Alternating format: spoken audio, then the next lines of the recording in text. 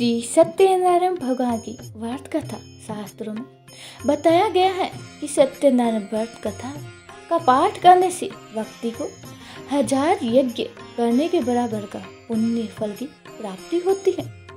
सत्यनारायण भगवान व्रत कथा में भगवान विष्णु ने सत्य स्वरूप के बारे में बताया गया है। इस व्रत का पाठ करने से घर में सुख समृद्धि का वास होता है और भगवान विष्णु की कृपा बनी रहती है। सत्यनारायण व्रत कथा एक समय की बात है। नैमिषारण्य तीर्थ में सनकादि 88,000 ऋषियों ने श्री सूत जी से पूछा, हे प्रभु, इस कलयुग में वेद विद्या रहित मनुष्य को प्रभु भक्ति किस प्रकार मिलती है तथा उनका उद्धार कैसे होगा? हे मुनिश्रेष्ठ, कोई ऐसा तप बताइए जिससे थोड़े समय में ही पुण्य मिले और मनवांछित फल भी मिल जाए। इस प्रकार की कथा सुनने ही कि हम इच्छा रखते हैं। सर्व शास्त्रों के ज्ञाता सूत जी बोले, हे वैष्णवों, मैं पूज्य आप सभी ने प्राणियों के हित की बात पूछी है, इसीलिए मैं एक ऐसे श्रेष्ठ व्रत को आप लोगों को बताऊंगा जिसे नारद जी ने लक्ष्मी नारायण जी से पूछा था और लक्ष्मीपति ने मुनिश्रेष्ठ नारद जी से कहा था। आप सब इसे ध्यान से सुनिए। एक समय की बात है, योगीराज नारद जी दूसरों के हित की इच्छा के लिए अनेकों लोगों में घूमते हुए मृत्यु लोक में जा पहुंचे। यहाँ उन्होंने अनेक योनियों में जन्मे प्राय सभी मनुष्य को अपने अपने अपने कर्मों द्वारा अनेकों दुखों से पीड़ित देखा।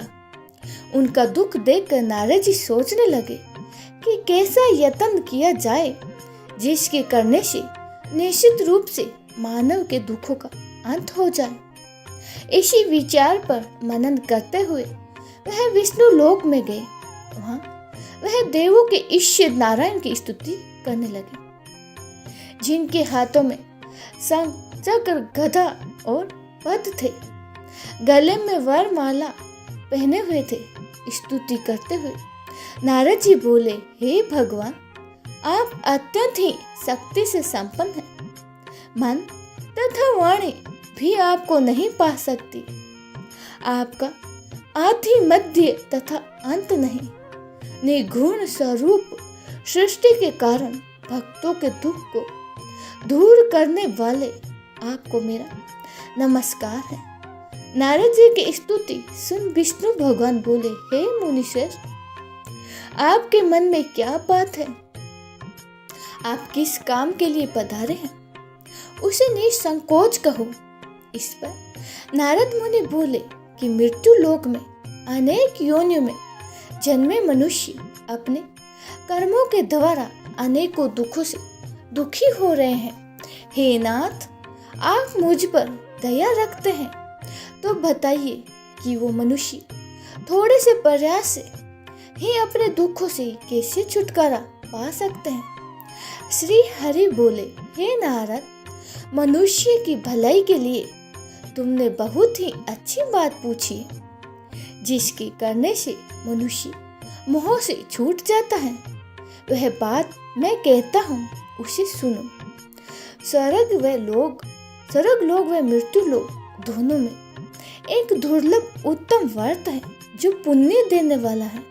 आज प्रेमवश होकर मैं तुमसे कहता हूँ, श्री सत्यनारायण भगवान का यह व्रत अच्छी तरह विधान पूर्वक करके मनुष्य तुरंत ही यहाँ सुख भोग कर मरने पर मोक्ष पाता है।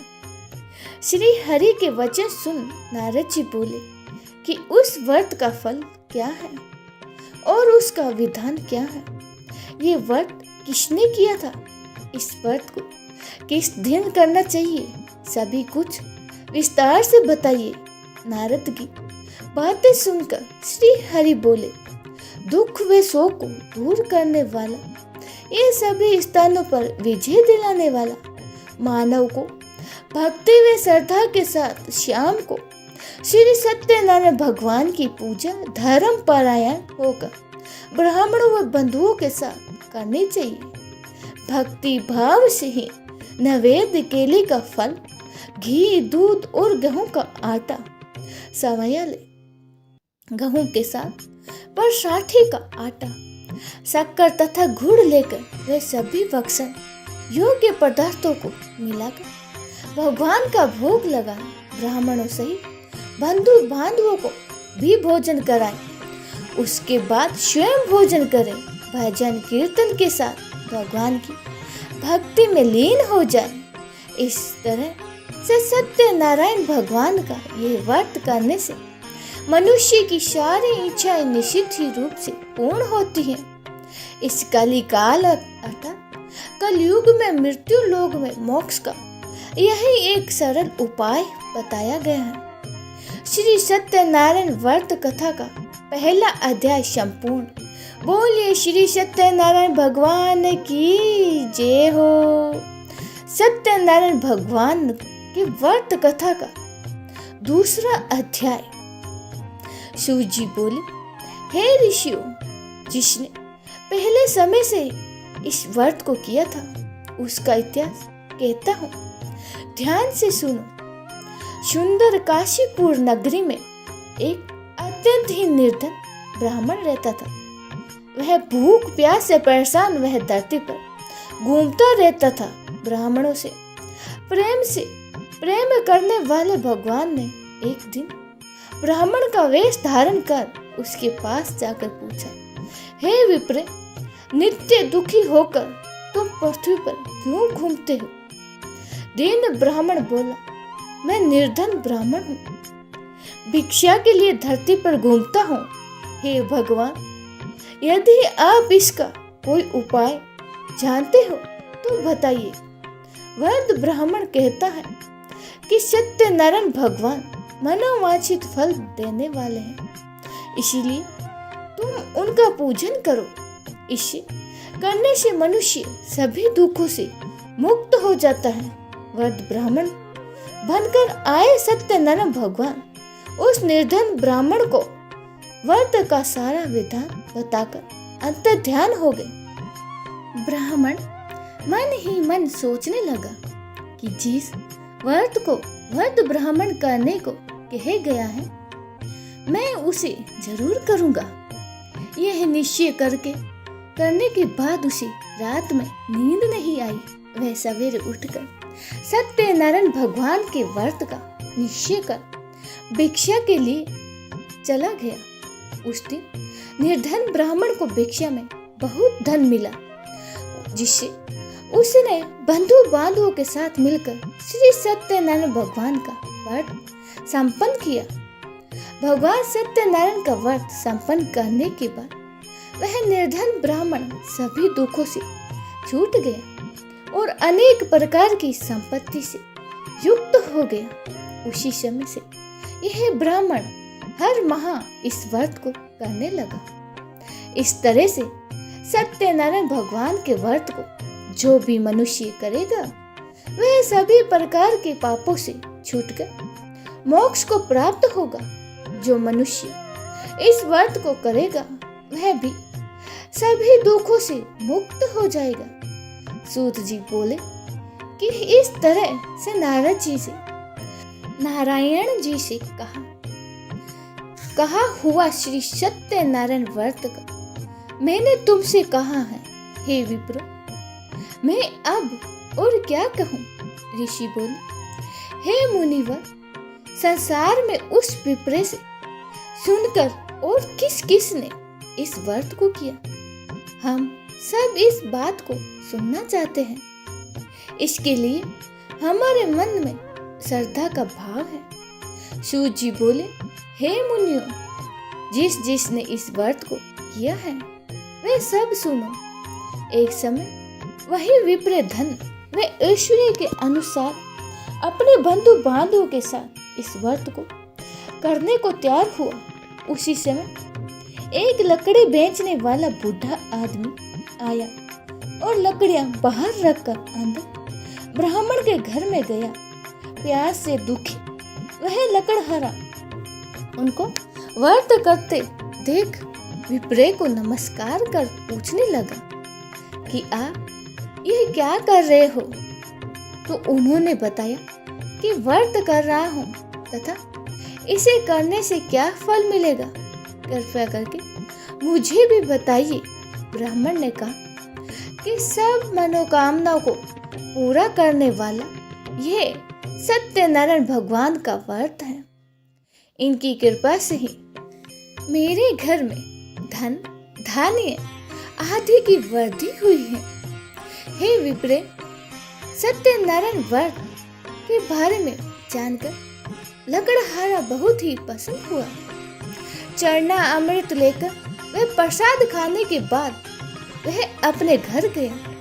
लकड़हारे ने अपने मन में संकल्प किया कि आज लकड़ी बेचने से जो भी धन मिलेगा उसी से श्री सत्यनारायण भगवान का उत्तम व्रत करूंगा। मन में इस विचार को लेकर बूढ़ा आदमी सिर पर लकड़ियां रखकर उस नगर में बेचने गया जहां धनी लोग ज्यादा रहते थे। उस नगर में उसे अपनी लकड़ियों का दाम पहले से 4 गुना अधिक मिलता है। बूढ़ा ब्राह्मण प्रसन्नता के साथ दाम लेकर केले, शक्कर, घी, दूध, दही और गेहूं का आटा ले और भगवान सत्यनारायण के व्रत की अन्य सामग्री लेकर अपने घर गया। वहां उसने अपने बंधु बांधवों को बुलाकर विधि विधान से श्री सत्यनारायण भगवान का पूजन किया और व्रत किया। इस व्रत के प्रभाव से वह बूढ़ा लकड़हारा धन पुत्र आदि से युक्त होकर संसार के समस्त सुख भोग कर अंत काल में वैकुंठ धाम को चला गया। श्री सत्यनारायण व्रत कथा का दूसरा अध्याय संपूर्ण हुआ। बोले श्री सत्यनारायण भगवान की जय हो। सत्यनारायण भगवान की व्रत कथा का तीसरा अध्याय। सूत जी बोले, हे मुनीश्वर, अब आगे की कथा कहता हूँ। पहले समय में उल्का मुख नाम का एक बुद्धिमान राजा था। वह सत्यव्रता और जितेंद्रिय था।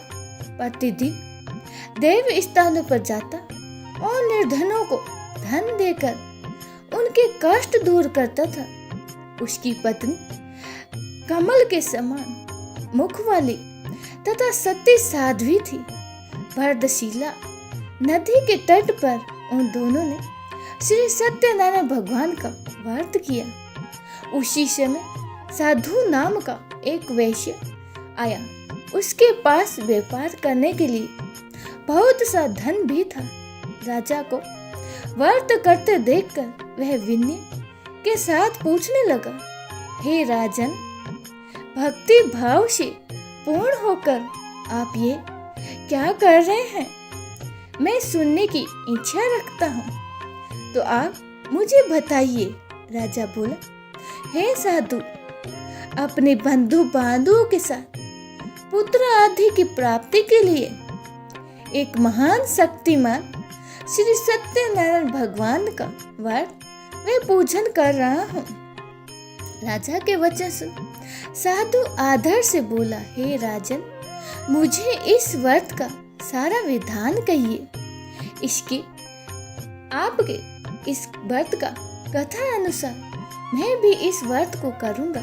मेरी भी संतान नहीं है और इस व्रत को करने से निश्चित रूप से ही मुझे संतान की प्राप्ति होगी।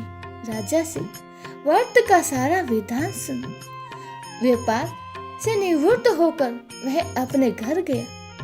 साधु वैश्य ने अपनी पत्नी को संतान देने वाले इस व्रत का वर्णन कर कह सुनाया और कहा कि जब मेरी संतान होगी तब मैं इस व्रत को करूंगा।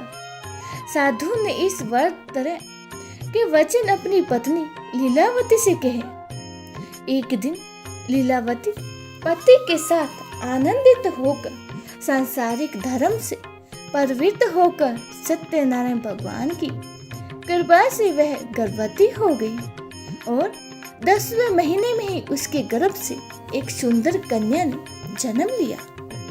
दिनों दिन वह ऐसे बढ़ने लगी जैसे कि शुक्ल पक्ष का चंद्रमा बढ़ता है। माता पिता ने अपनी कन्या का नाम कैलावती रखा। एक दिन लीलावती ने मीठे शब्दों से अपने पति को याद दिलाया कि आपने भगवान सत्यनारायण जी के जिस व्रत को करने का संकल्प किया था उसे करने का समय आ गया है। आप इस व्रत को करिए। साधु बोला कि हे प्रिय, इस व्रत को मैं उसकी विवाह पर करूंगा। इस प्रकार अपनी पत्नी को आश्वासना देकर वह नगर को चला गया। कैलावती के पिता के घर में रह वृद्धि को प्राप्त हो गई।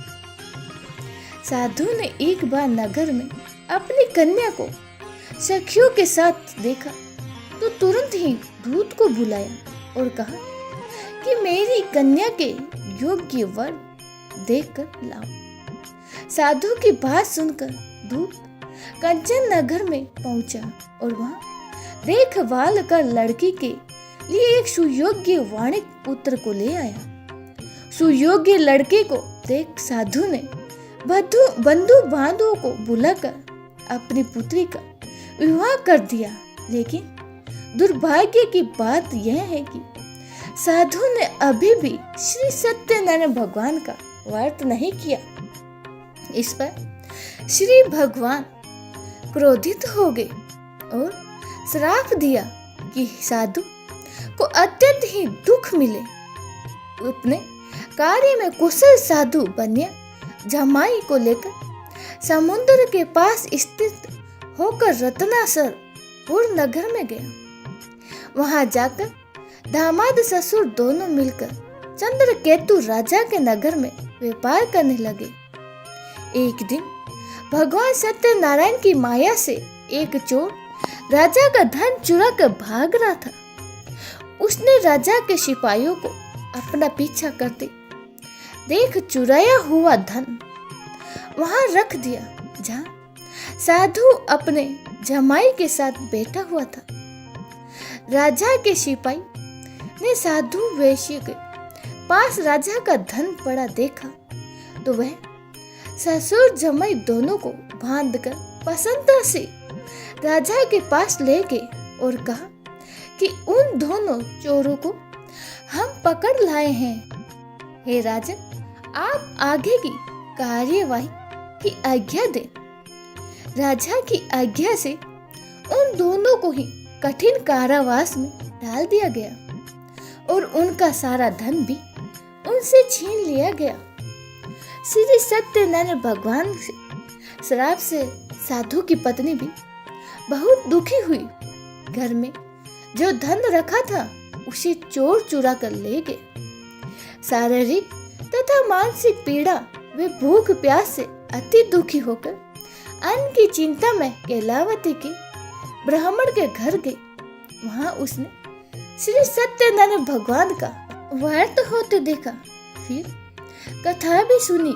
वह प्रसाद ग्रहण कर वह रात को घर वापस आई। माता के कैलावती से पूछा कि हे पुत्री, अब तक तुम कहाँ थी? तेरे मन में क्या है? कैलावती ने अपनी माता से कहा, हे माता, मैंने एक ब्राह्मण के घर श्री सत्यनारायण भगवान का व्रत देखा है। कन्या के वचन सुन लीलावती भगवान के पूजन की तैयारी करने लगी। लीलावती ने परिवार व बंधुओं के सहित सत्यनारायण भगवान का पूजन किया और उनसे वर मांगा कि मेरे पति तथा जमाई शीघ्र ही घर आ जाए। साथ ही यह भी प्रार्थना की कि हम सब का अपराध क्षमा करें। श्री सत्यनारायण भगवान इस व्रत से संतुष्ट हो गए और राजा चंद्रकेतु को सपने में दर्शन देकर कहा, हे राजन, तुम उन दोनों वैश्यों को छोड़ दो और तुमने उनका जो भी धन लिया है उसे वापस कर दो। अगर ऐसा नहीं किया तो मैं तुम्हारा धन, राज्य व संतान सभी को नष्ट कर दूंगा। राजा को ये सब कहकर वह अंतर्ध्यान हो गए। प्रातःकाल ही सभा में राजा ने अपना सपना सुनाया। फिर बोले कि वाणिक पुत्रों को कैद से मुक्त कर सभा में लाओ। दोनों ने आते ही राजा को प्रणाम किया। राजा मीठी वाणी से बोला, हे महानुभाव, भाग्यवश ऐसा कठिन दुख तुम्हें प्राप्त हुआ है, लेकिन अब तुम्हें कोई भय नहीं है। ऐसा कह राजा ने उन दोनों को नए वस्त्र और आभूषण भी पहनाए और जितना धन उनका लिया था उससे दोगुना धन वापस कर दिया। दोनों वैश्य अपने घर को चल दिए। श्री सत्यनारायण व्रत कथा का 3रा अध्याय संपूर्ण।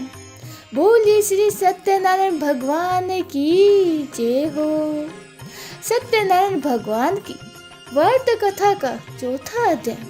सूजी बोली, वैश्यों ने मंगलाचार कर अपनी यात्रा आरंभ की और अपने नगर की ओर चल दिए।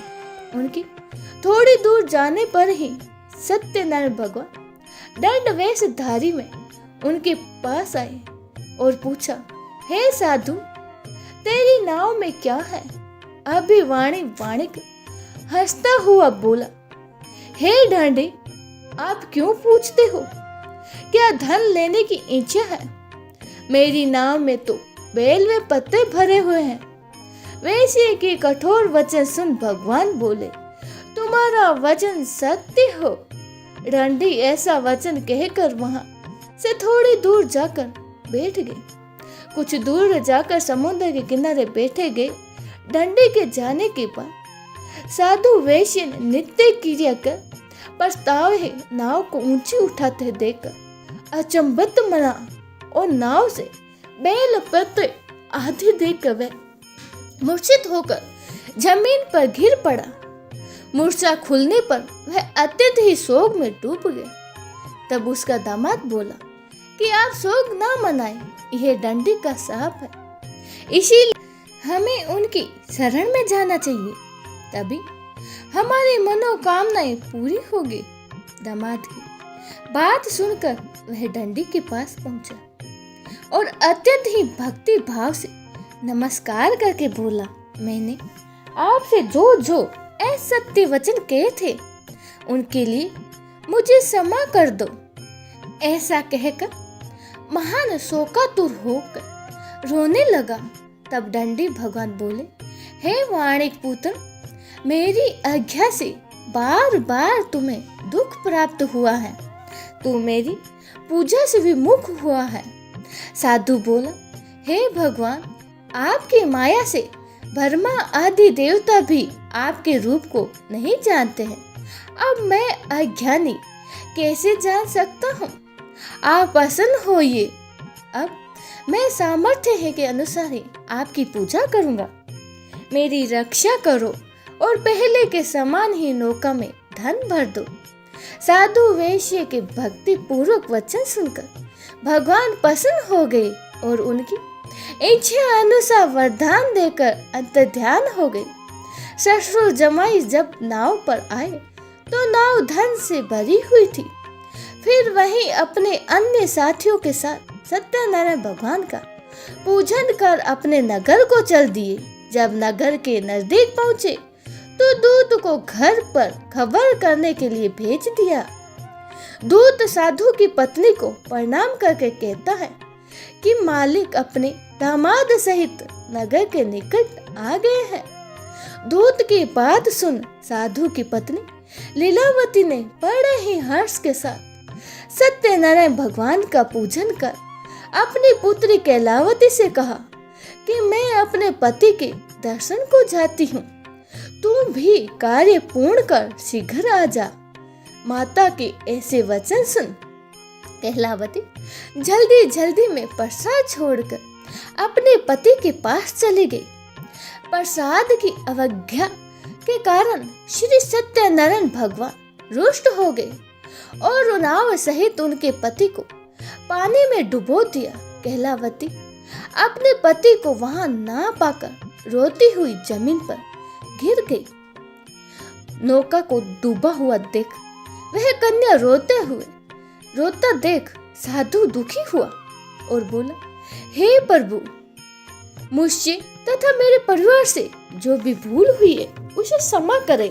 साधु के दीन वचन सुनकर श्री सत्यनारायण भगवान प्रसन्न हो गए और आकाशवाणी हुई, हे साधु, तेरी कन्या मेरे प्रसाद को छोड़कर आई है, इसीलिए उसका पति अदृश्य हो गया है। यदि वह घर जाकर प्रसाद खाकर लौटती है तो इसे इसका पति अवश्य मिलेगा।